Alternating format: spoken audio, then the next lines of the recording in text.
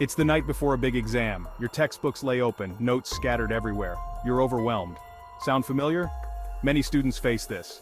They cram, pull all-nighters, hoping for a miracle. But what if I told you there's a better way? You can study, not harder. This isn't about magic tricks, it's about understanding how your brain learns best. It's about using proven techniques to make studying more effective and less painful.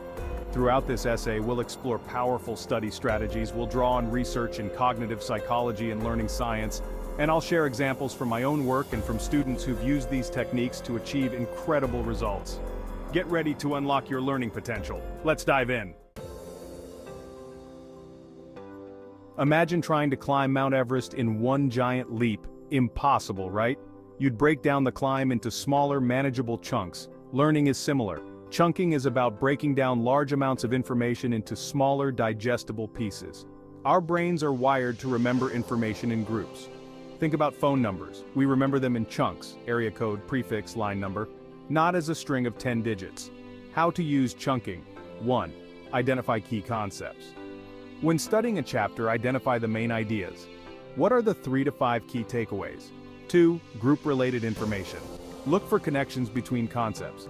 Group similar ideas together. 3. Create summaries or mind maps. Summarize each chunk in your own words or create visual representations like mind maps. Example: imagine studying the American Revolution. Instead of memorizing dates and names randomly, chunk information by causes, for example, taxation without representation, the Boston Tea Party, key events, for example, battles, the Declaration of Independence, and key figures, for example, George Washington, Thomas Jefferson. Imagine lifting weights. You get stronger by repeatedly lifting and challenging your muscles. Active recall is like weightlifting for your brain.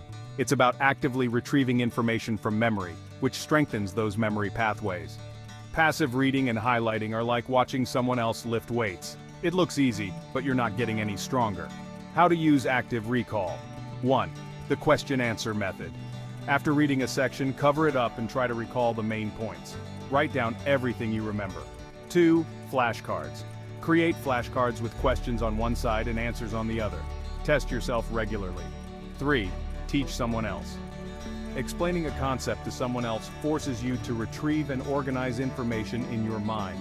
Example: let's say you're learning about photosynthesis. After reading about the process, close your book. Now, try to explain the steps of photosynthesis out loud or write them down from memory. Where did you get stuck? Go back and review those parts. Section 4. Technique 3. Spaced repetition. Outsmarting the forgetting curve. We've all experienced forgetting something we thought we knew. This is due to the forgetting curve.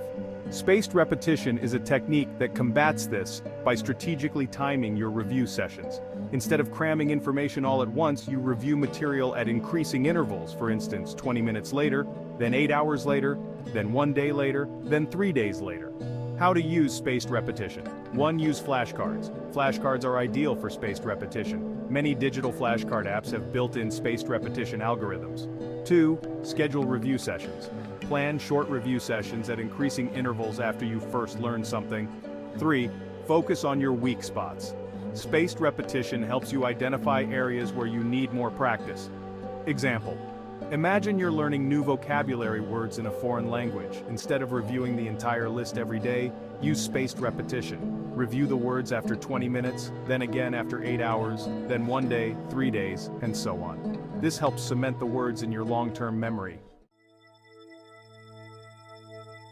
Section 5. Technique 4. Pomodoro Technique. Time management for humans. Our brains aren't wired for marathon study sessions.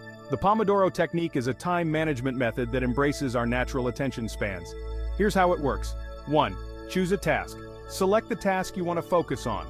2. Set a timer for 25 minutes. Work on the task without distractions until the timer goes off. 3. Take a short break, 5 minutes. Step away from your studies. Stretch, move around, or relax. 4. Repeat. After every 4 Pomodoros, take a longer break, 15 to 20 minutes. Example: let's say you have a history chapter to read. Instead of trying to power through it all at once, use the Pomodoro technique. Set a timer for 25 minutes and focus solely on reading. When the timer goes off, take a 5-minute break. Repeat this cycle.